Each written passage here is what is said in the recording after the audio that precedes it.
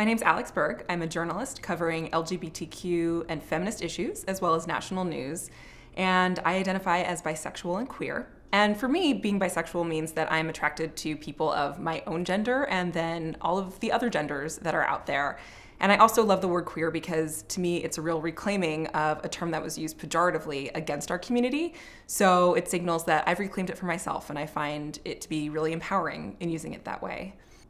I came out in my early 20s to my mom as bisexual, and though I had conversations about sexuality and sexual fluidity with a lot of my friends, and they were totally cool with it, I got a really difficult reaction from my mother. When I first came out to her, I was actually driving in a car to a sporting goods store. And I think that the thing about coming out is that so often we think about it as this moment where we're sitting on the couch with our parents saying, I have something to tell you. And for me, it couldn't have been more opposite from that idea. I didn't really plan on coming out to my mom. I guess I felt like I was getting to be a little bit older and independent from my parents, and like I didn't want to have to live this secret life of what I was doing and where I was going and who I was dating.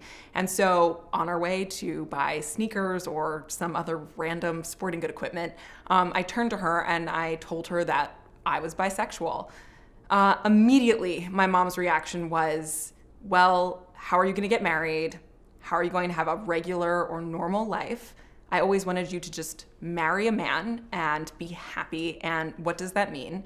And then once we finally got to the sporting goods store, I was like trying on sneakers, awkwardly circling my mother, trying to have really tough conversations about sexuality. And she started to say all of these really typical things that we hear people say about bisexual people. So, she started to say like, are you like greedy? Have you not made up your mind? What about bisexual men? What kind of STDs do they have? So immediately, even though I don't think my mother gave any thought to the bisexual community or what it even meant to be bisexual, she could already tap into all of these really damaging tropes about bisexuals. And so I was really surprised that my mom had such a hard reaction. I had been thinking, maybe I'll tell her about my sexuality in a really casual conversation because then it just won't mean that much to her. But clearly for her, she was really shaken by it. And even though we had other LGBTQ people in my family, there was a real sense that it shouldn't be in her backyard.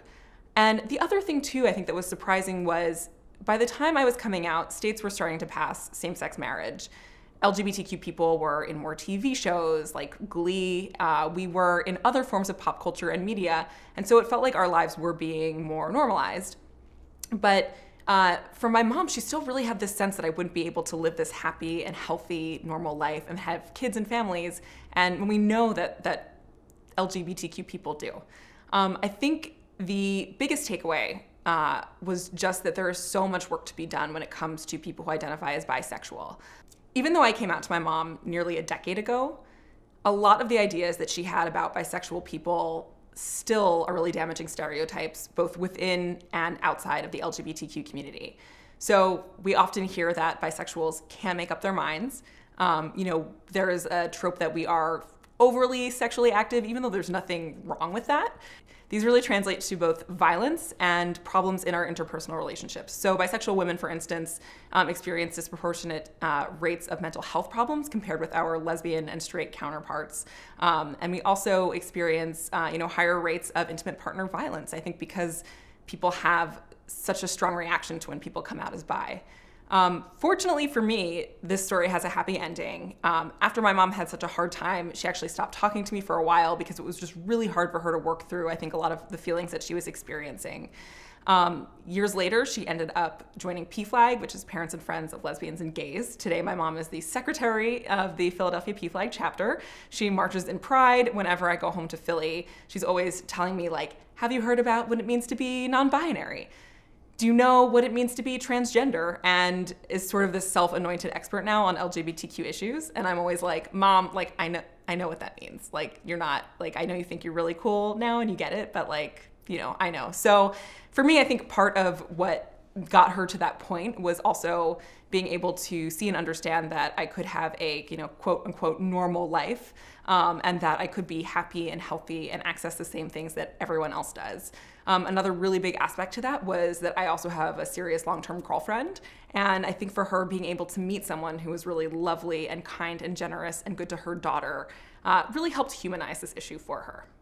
I think one of the issues that bisexual people face in particular is that we are the invisible majority. It's so easy to blend in if you are in an opposite sex.